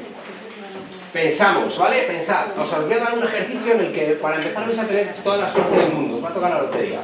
Porque no tenéis límite alguno de presupuesto. Os podéis imaginar para vuestro diseño lo que os dé la gana. O sea, podéis poner lo que queráis, ¿vale? No tenéis ningún problema. Y no hace falta hacerlo en varios años. Os ha tocado la lotería y podéis hacer todo lo que queráis y compraros todo lo que queráis el mismo año. Vale, ¿qué queremos, vale? A la hora de pensarlo, ¿vale? Y tenemos que empezar a pensar qué queremos en nuestro huerto, qué tamaño tenemos y qué queremos. ¿Queremos huerta de verano? ¿No queremos huerta de verano? ¿Queremos huerta de invierno? ¿No queremos huerta de invierno? ¿Qué nos gusta? ¿Qué no nos gusta? A mí no me gusta el romanesco, y como no me gusta el romanesco, no lo pongo. Punto, se acabó. Eso me lo decía una de las monjas. Me dice, es que a mí no me gusta. Como soy yo la de la huerta, pues no lo pongo. Pues no lo pongas. Ya que cada uno decida lo que quiere poner y lo que no quiere comer. ¿Vale? Que eso es tan importante. ¿Y qué queremos? Si somos productores, si queremos hacer un huerto con leguminosas, no queremos hacer un huerto con leguminosas, queremos hacer conservas, no queremos hacer conservas. Cualquier cosa que se os ocurra, eso es lo que tenéis que, cada uno, no ahora, cada uno en su casa tiene que pensar de eso, del espacio de que disponemos, del presupuesto de que dispone, de los puntos de riego, de la orientación, del aire, de la luz, de todo. Absolutamente de todo hay que tenerlo en la cabeza a la hora de pensarlo, ¿vale? Y luego, mira, ahora voy a decir, currar. ¿Cómo lo tenemos que hacer? Que no tenemos que hacer nada, que siempre lo digo. ¿De qué manera tenemos que hacer para currar lo mínimo posible? Para currar lo mínimo posible. O sea, que lo dije el otro día y lo vuelvo a decir hoy, ¿vale? La huerta es para disfrutarla. Para autoexplotarme, ya estoy yo. Para autoexplotarme ya estamos nosotros los profesionales que estamos todo el día, ¿vale? Entonces, pensad todas estas cosas, ¿vale? Pensad todas estas cosas. El espacio disponible, la superficie que dedicaremos a cada cultivo. Por eso hablábamos antes de las rotaciones de cultivo, de las asociaciones, del tiempo que está cada planta en el sitio, ¿vale? Cuánto tarda en su ciclo, en producirlo y en estar. Las características de la tierra, las necesidades de enmiendas. Si necesitamos aportar, tenemos un suelo muy ácido, muy básico, hay que echarle estiércol, hay que echarle arena, hay que echarle... Todo eso, algunas de esas cosas, hay que hacerlas antes de ponerse a plantar, ¿vale? Entonces podemos ir todavía haciéndolo poco a poco. La orientación solar, las instalaciones que necesitamos, casas de herramientas, tarjetas de pozos, sondeos, composteros, ¿vale? La distribución de eso, ¿cómo lo vamos a hacer? ¿Queremos bancales de hortalizas perennes o queremos dejar cosas para semillas? Esto lo conté el primer día. Si ponemos lechugas o ponemos repollos y queremos luego sacar la semilla del repollo para sembrar el año que viene, el repollo no va a estar 3 meses, va a estar 9 ahí, ¿vale? Va a estar 9 ahí. porque tiene que espigarse a flor, sacar la flor, sacar el grano, ¿vale? Necesitad pensar de esas cosas. Si queremos frutales, si queremos plantas medicinales, eso no está puesto ahí. Si queremos animales, queremos gallinas, o queremos tener una oveja, o queremos tener, ¿vale? Pensadlo todo. ¿Qué disponibilidad hay? ¿Cómo vamos a poner el sistema de riego? ¿Cómo lo vamos a hacer?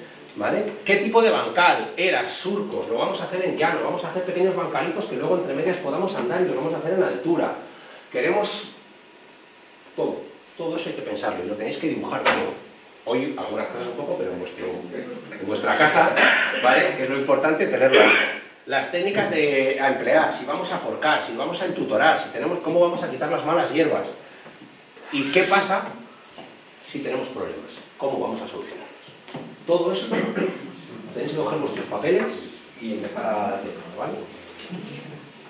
Muy interesante tenerlo ante ese papel. Yo esto siempre lo digo que es totalmente y absolutamente imprescindible, y es que tengáis un cuaderno y un bolígrafo. El teléfono es maravilloso ahora, pero nos permite hacer 1000 millones de fotos, pero apuntad todo. No sé dónde fue, no sé dónde lo di, es en Zaragoza, donde un señor que tenía como 80 y pico años y tenía una estantería como esta llena de todos los años que llevaba cultivando la huerta, apuntado absolutamente todo. Y con temperaturas, con lluvias, si ha habido granizo, se había nevado un día de tal, todo. Esa información es espectacular. Esa información es espectacular, ¿vale? Entonces, pues bueno, todas estas cosas como estas, se ven un poco regulero, ¿vale? Pero pues todo eso. Estos, ojo con estas cosas, ¿vale? Que muchas de ellas luego las ponemos y nos pone que sembramos los tomates en febrero en Valladolid. Y dices, hostia, David, no te lo crees ni tú. Vamos, bueno, al ritmo al que vamos, bueno, sembrarse se siembra en febrero. Pero al ritmo al que vamos, yo he sacado 50 kilos de tomates otro día. Entonces, pues bueno, pero que lo veáis, ¿vale? Siembras. Bueno, esto sería el ajo. No es que esto me he perdido. Vale, estos son eso, que de cada cultivo está como la siembra, ¿no? Imagino siembra, trasplante y cosecha. Bueno, algunos cultivos los podemos recoger durante todo el año, las acelgas, ¿vale? Pues está ahí. Cuando la gente me dice que la espinaca se coge todo el año, digo, joder, yo no cojo espinacas en julio ni para nada, ni de coña, ¿sabes? Entonces, pues bueno, que hagáis eso. A mí me encantaría tener los calendarios lunares, que los tengáis en cuenta, también son importantes a la hora de las siembras, de la recogida de los frutos. Bueno, aquí veis un poquito los beneficios que tiene la luna en algunas de las plantas, absorben más raíz, más nutrientes, bueno, pues cómo está, ¿vale? Las dimensiones idóneas, esto es un poco así, ¿vale? De 30 a 50 metros cuadrados, pues podremos tener una buena producción para nuestra casa. De 100 a 200 metros cuadrados ya podemos poner algunas cositas, pues bueno, y a partir de 5.000 o 10.000 pues tenemos. Como imaginaréis en el ejercicio que os voy a dar ahora, vais a tener una buena cantidad de tiempo. No os preocupéis, vais a poder hacer de todo. El tiempo, esto es otro gráfico, ¿vale? Aquí os decía, lo decía antes, lo que veis, como las lechugas ponía 4 o 5 semanas y los cogollos 6 o 8. A mí, sinceramente, yo los cogollos los saco en 4 semanas y la lechuga tarda un poco más. De hecho, habitualmente suelo plantar 250 cogollos y 250 lechugas, sabiendo que primero voy a vender los cogollos y luego cuando se me acaben voy a tener las lechugas disponibles. ¿Vale? Pero bueno, lo veis lo de los brócolis de primavera, lo pone por ahí, el brócoli de otoño e invierno, como la diferencia es distinta en algunas cosas, pues lo debería poner, no me parece con rizada, no aparecen las coliflores, no sé si está por ahí. Aquí, eso ya digo que, sobre todo en las coles, la diferencia es abismal, ¿vale? Entre algunas variedades y otras. Bueno, pues bueno, que sepáis que las cosas cambian mucho también de zonas frías a zonas húmedas. Vale.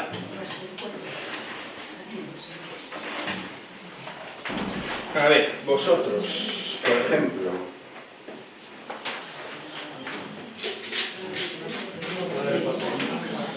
ahora os doy, tenéis de todos por ahí.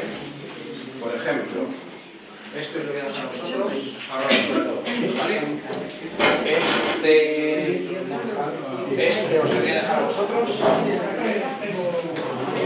y este os lo voy a dejar a vosotros, ¿vale? Ahora os doy todos. Pero antes de que empecemos, ¿vale? Os voy a dar 20 minutos, ¿vale? Para que hagáis el ejercicio. Os voy a dar 20 minutos, ahora os digo yo cosas. Vale. Para allá.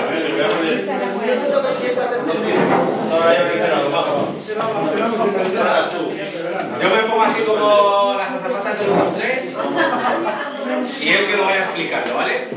Espera, primero os cuento yo. 10.000 metros. Ellos tienen la parcela grande, ¿vale? Es una parcela de 10.000 metros cuadrados, ¿vale? Tenían aquí un camino, aquí tienen ellos la posibilidad de una acequia de riego que da agua, las acequias de riego públicas darían agua entre abril y septiembre, ¿vale? El campañas de riego de las comunidades de regantes empieza el 1 de abril y el 30 de septiembre se terminó. Entonces ellos tienen la posibilidad de regar de acequia, ¿vale? Con agua de acequia, por este lado. El sol hace así y tienen una incidencia bastante alta del aire en esta dirección, ¿vale? La dirección predominante y tiene que cuando pega el aire pega muy fuerte en esa dirección. Aquí hay un camino y aquí tiene otro punto de agua que sería un pozo, ¿vale? Y hay una pequeña casa en el que a lo mejor, pues bueno, la parte esta que tiene aquí rodeada de verde sería a lo mejor probablemente la que más sombra tenga, ¿no? Sí, pero es césped, eso es césped para... Perfecto, muy bien. Como mi papel cara ahí. Vale, ahora cuéntanos qué habéis decidido. Barbacoa. Bueno, pues hemos, con la cuenta del aire, pues hemos puesto unas hileras de árboles frutales, tanto en esta zona como en esta zona, y un gallinero también ahí al lado de los árboles en esa esquina. Nos planteabas poner 2.000 metros de invernaderos y nos hemos puesto en esta parte que esto es el norte, pues también protege los cultivos que se vayan a hacer, pues los invernaderos siempre están protegidos y protegen de lo que hagamos por ese otro lado. Nos planteabas hacer unos caminos, pues lo hemos dividido en 4 partes iguales, no hacemos sinuosidades por la zona, así aprovechamos más el terreno. Luego, al hecho también de poner los invernaderos, aprovechamos el pozo porque los invernaderos, si necesitan algo de agua en otra época, o sea, en otro tiempo pues tenemos este pozo para poder estar aquí. Y en una caseta de aperos, pues en el lado opuesto, pues para tener también aprovechar esa otra zona. Y ya lo más difícil, lo más complicado es que cultivar, en principio, huerta de verano, huerta de invierno, hemos planteado, esto cultivo de secano, pero que cada año pues irían rotando, eso es lo que digamos. Está bien. Vale, ahora voy a puntualizar. Pero no hay pegas, de hecho que no hay pegas porque esta huerta existe. Pocos tenemos. Las 3 huertas existen. Y esta es mi huerta, ¿vale? Esta es mi parcela, entonces está muy bien pensado lo de poner los invernaderos cerca del pozo, que es lo que hice yo, pero yo cometí un error. Yo no miré, cuando puse el primer invernadero, yo no miré la dirección del aire. O sea, miré la dirección del aire, en mi cabeza la dirección del aire venía así. Entonces yo tengo los invernaderos colocados así, ¿vale? Colocados así. Entonces tengo muchísimos problemas porque incide el aire directamente en las puertas del invernadero y me las rompe cada 2 por 3, ¿vale? Entonces es cierto que los invernaderos deben ser así. En mi caso hay un problema, es que mi invernadero mide 66 metros de largo y la parcela tiene 60, entonces tampoco los puedo poner así porque no me entran los invernaderos. Entonces yo tengo las 3 estructuras puestas así, porque sí que lo pensé pegado en este caso de aquí, cercano a la casa del pozo. Donde ellos tienen el césped está mi idea de poner una pequeña estructura, que todavía no la tengo preparada, como almacén, porque al final es la parte también menos productiva, que tiene más sol, que tiene menos sol, ¿vale? Entonces sí que está ahí. A la hora de poner los frutales aquí, yo en mi caso, mi idea es principalmente poner elementos de altura. Los frutales no harían excesiva barrera, ¿vale? Porque, como todo en la vida, si nosotros dejamos un frutal que crezca, como les hagan mucho de deporte algo, a tomar por saco, pues igual sí, pero para eso deberíamos de buscar estructuras laminares, tipo cipreses, coníferas o así, que generen así. Y, en nuestro caso, en esta parte de por aquí también, menos así, donde tenemos el cardo y la alcachofa, los cultivos perennes, en esta parte de por aquí, ¿vale? Es donde tenemos los cultivos, y nosotros hemos notado también en ese caso los cultivos, ¿vale? Pero eso está bien pensado también a la hora. Y nosotros regamos por goteo y vamos a empezar a trabajar el tema de la aspersión. Pero bueno, esta sería más o menos. Eso ya digo que todo el mundo piensa, hay que pensar las cosas porque yo, claro, yo ahora no puedo levantar los invernaderos. Tengo 1.500 metros cuadrados y estoy montando el tercero. Entonces, yo ahora ya lo que hemos hecho es poner las 3 estructuras de invernadero, dejando una parcela entera aquí, así, ¿vale? Las tres estructuras, y nos queda un trocito pequeño aquí, otro trocito pequeño aquí y dos parcelas aquí, que hemos dividido. Y utilizamos las dos parcelas. Pero claro, yo desde la toma de agua de la balsa hasta aquí tengo 160 metros de largo. Entonces, como ideas, o con qué bombas y con qué trabajas para llevar a 160 metros de agua. ¿Vale? ¿Qué capacidad tiene la balsa? La base es pequeñita, no es muy grande. Tendrá 5 o 6 metros cúbicos. Es pequeña. Pero vamos, que en cualquier momento puedo coger una excavadora y la vuelvo de delante. Tengo dinero también. Tomar pasta que quiera. Pero bueno, esta orden existe. ¿Alguien que salga de aquí? Venga, que sea. Hemos llegado a mucha conclusión.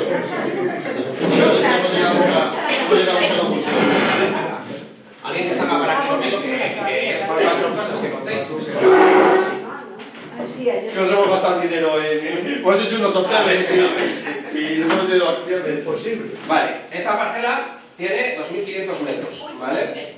Es una parcela que está entre casas, es una parcela más urbana, está entre casas, son casas altas en la parte de aquí, entonces ellos sí tienen un trozo bastante grande en el que a partir de las 4 o las 5 de la tarde dan la sombra, ¿vale? Y el sol empieza a entrar en torno a las 10 de la mañana, empieza a incidir el sol en todas las partes. Esta es la parte más iluminada. Tienen ya 1, 2, 3 y 4 parcelas grandes con los caminos marcados y un foco en el medio. Vale, entonces ahora cuéntame. Bueno, esta es la pequeña que hemos dividido. Las otras, bueno, casi ni ha dado tiempo. Pero esto es como con goteo, el pozo, un aljibe, pero con un grupito de presión, porque la altura no la tenemos de momento. Entonces hemos empezado ajos, el primer linio, todo esto está labrado, pero empezamos por ello. Luego aquí habas y guisantes, el otro linio que tiene 20 metros cada uno. Después hemos puesto cebollas, cebolla de invierno, cebolla de la babosa, después seguido vamos según las épocas. Después los tomates, pimientos, o sea, de tomates un linio también, de 20 metros. Pocos tomates. Pero para Si tienes 2.000 metros, con 2.000 metros te tiene que dar más. Tienes que hacer conserva y para ti. Luego empiezan a meter los vecinos y ya verás. esto ha sido... Esto es huerto también. Eso es huerto. Vale. Esto también ¿Frutales? son frutales. Aquí ponen el compostero y dejan el gallinero y las ovejas en esta parte. Sí. ¿Vale? Ya tiene, En esta ¿vale? parte. Y aquí generan los invernaderos. Generan los invernaderos. ¿Vale? Pero tengo mucho dinero. Y aquí la caseta de aperos. Según ellos van a hacer otro pozo más aquí, ¿no? Sí. Tienen pasta, van a hacer otro pozo aquí. Se quedaba un poco bajo en pleno verano, no podía abastecer todo. Entonces decidimos el poner ese pozo ahí y hacerlo en el mismo sitio. Vale. Esta huerta también existe, ¿vale?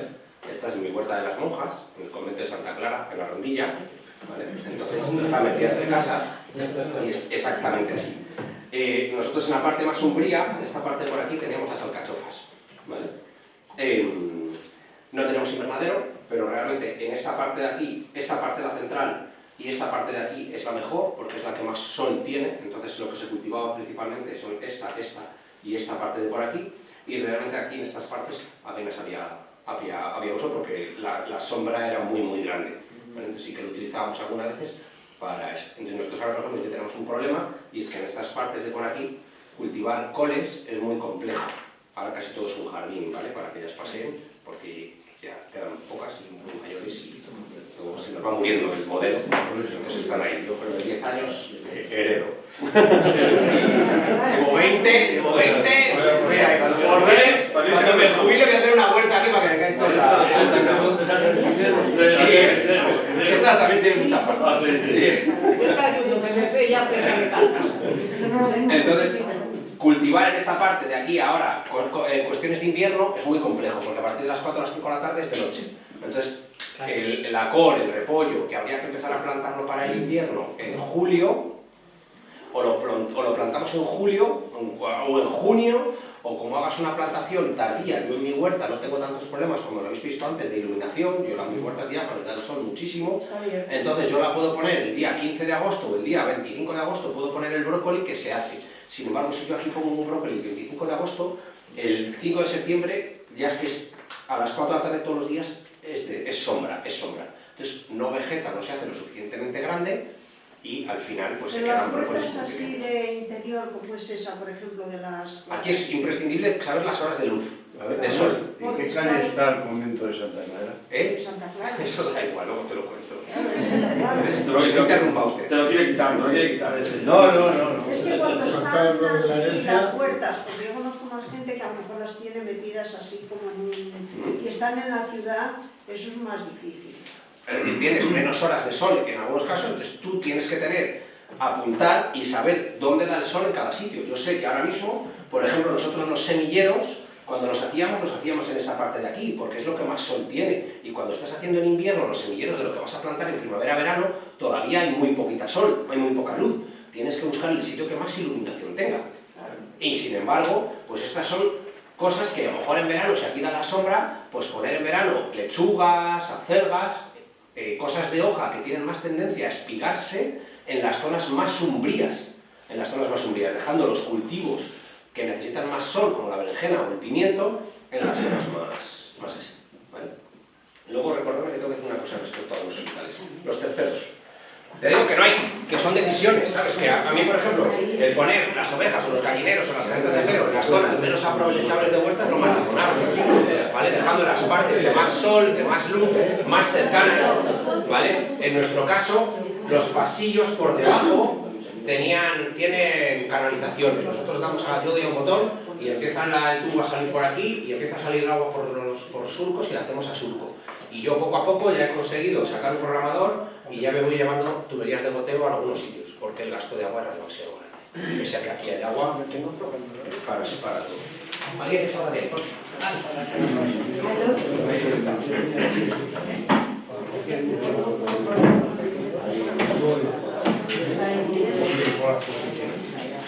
Vale, y esta otra vuelta, esta tiene unos 5.000 metros y aquí tenemos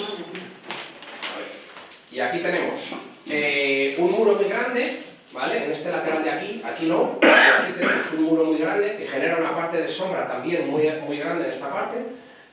La casa hace así, como tiene tantas propiedades, también existe esta vuelta, lo imaginaréis ya. Tienen dos pozos y esto de aquí es un talud, es decir, que esta parte de aquí abajo está un poquito más baja que las partes de aquí arriba. Estas partes están un poquito más arriba y aquí hay un talud, ¿vale? Y aquí hay un talud. Cuéntanos. Vale, pues nosotros hemos pensado todo el grupillo, todo como tenemos aquí el talud, ¿vale? Pues hemos puesto aromáticas, también aparte de las aromáticas, lógicamente hemos metido las medicinales, para que vaya un poquito a la par, mitad y mitad, ¿vale?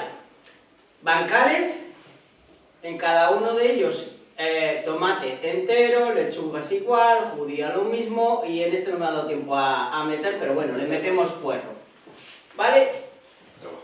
Sí, casi mejor, oye, que eres muy alto. Calabaza entera, pero la calabaza puede ser diferente, da igual que sea de cacahuete, que sea la vasca, da lo mismo. ¿Por qué? Por una parte, porque vamos a complementar una con la otra, una se extiende mucho más que la otra. Calabacín lo mismo, todo en línea, pepino lo mismo, lechugas con cebolla, coles y coliflor, el gallinero. Aquí hemos metido la caseta de apero, que aunque la vemos pequeñita va a ser grande, paso y pasta. Claro, ¿qué más? Bueno, aquí no me ha dado tiempo tampoco, pero bueno, vale. Aquí teníamos pensado pues hacer otras cosillas, por ejemplo, que al final no nos ha dado tiempo casi ni a decirlo, meter lo que es el cultivo que va a tener durante mucho tiempo, lo que es la alcachofa, el cardo y demás.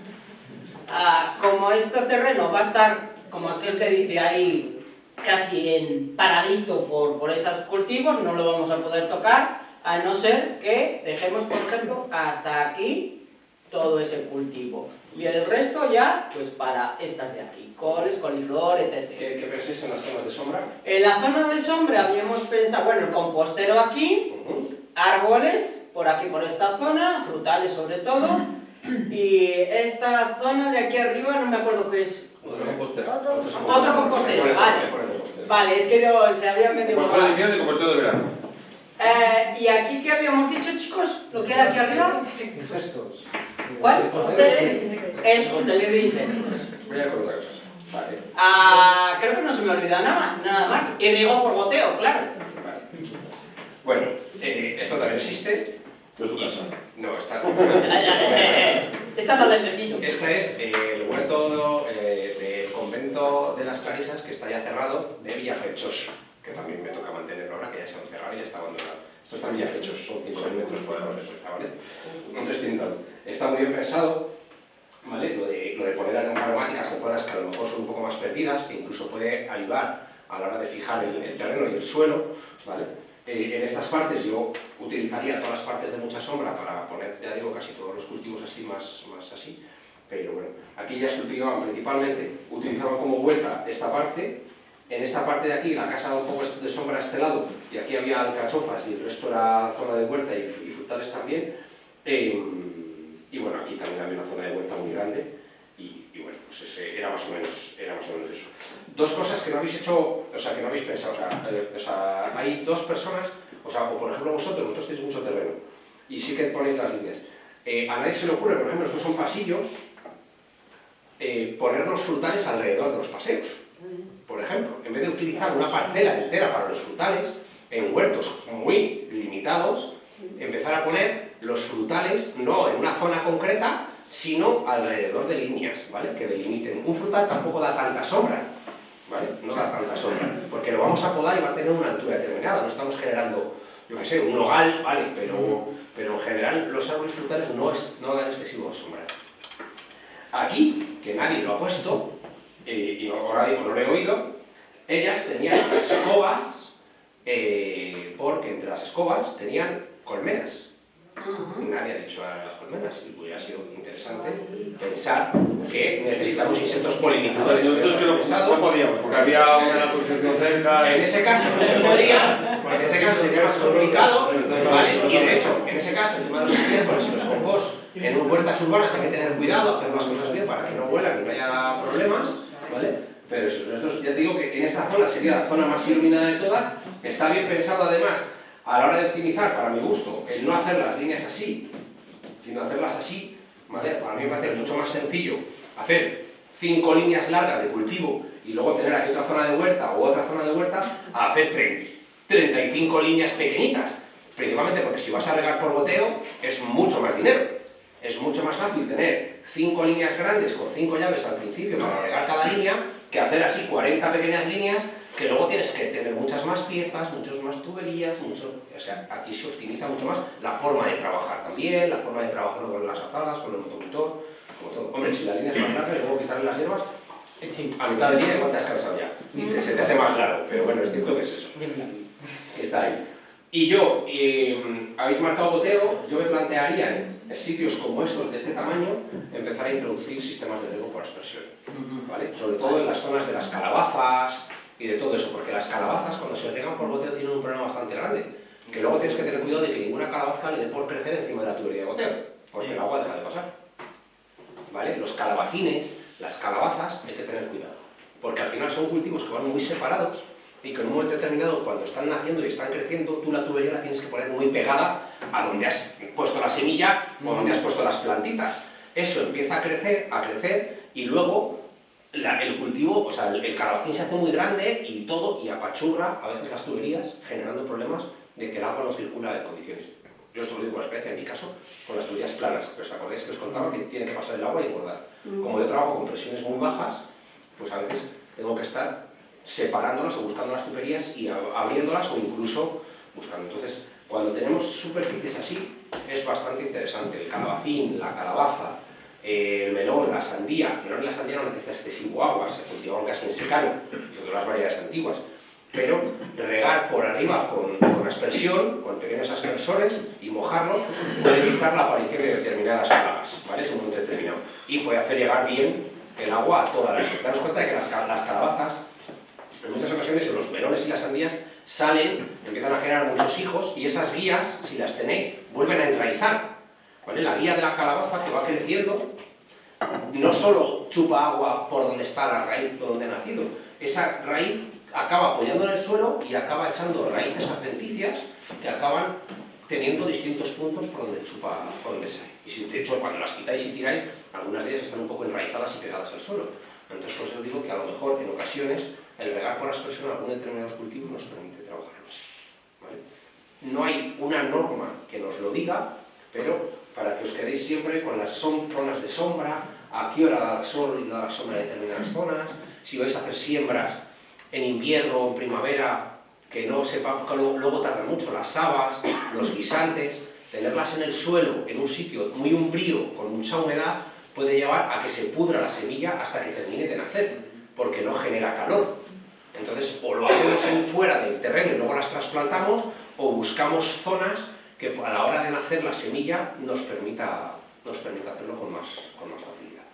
Y ya digo que yo, por ejemplo, el tema de los muros de los cortavientos, nadie ha pensado, por ejemplo, la importancia de poner en los caminos o en zonas que apenas se usan arbustos que no tengan nada que ver, majuelos, saúcos, una cantidad de elementos de esos que nos generan nidos y de los pájaros, donde van a guardarse los pájaros, la mayoría de los gorriones y todos estos pequeños pajaritos, ¿no? los verdecillos, los jilgueros, generan los nidos en pequeños arbustos y se alimentan luego de muchos de esos frutos.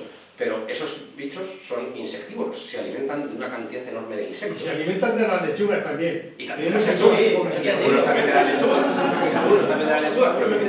Pero añadir todo ese tipo de elementos arbustivos, porque esto, igual algún año lo hablamos en un día, pero en los talleres se habla de las plagas. Lo principal que necesitamos a la hora de combatir nuestras plagas son los depredadores. No necesitamos utilizar productos que maten, necesitamos tener algo que se coma lo que nosotros tenemos. Y la mayoría de esos insectos generan los huevos y ponen los nidos en plantas que tienen que estar alrededor cultivadas. Entonces, en todos esos caminos y lindes, pensad siempre en eso, en tener saúcos, en tener espino albar, en tener rosales silvestres, en tener que todo eso, aparte de dar flores y generar polinizadores, son plantas que acogen a los insectos que luego se van a comer las plagas que hacemos. Sí, pero respecto al tema de los pájaros, si queremos mariquitas, queremos crisopas, queremos insectos que son depredadores, si queremos los pájaros al lado, se van a comer los depredadores que son insectos, ¿no? Como todo en la vida, vas a tener, lo que necesitas es tener de todo. Equilibrio. Eso es.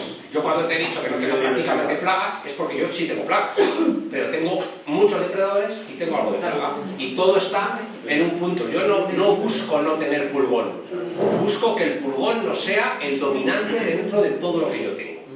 Ese es un poco el objetivo de este. Y evidentemente, ¿sabes? A mí no me preocupa tener topillos, lo que mejor va es tener 2 millones de topillos.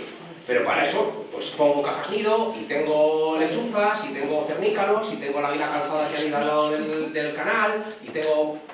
Hoy he estado jugando ahí casi a 5 metros, que tengo una garza, que si me pone ahí al lado a 5 metros, una garza real. Ya, es que yo digo, hija, ya la hablo.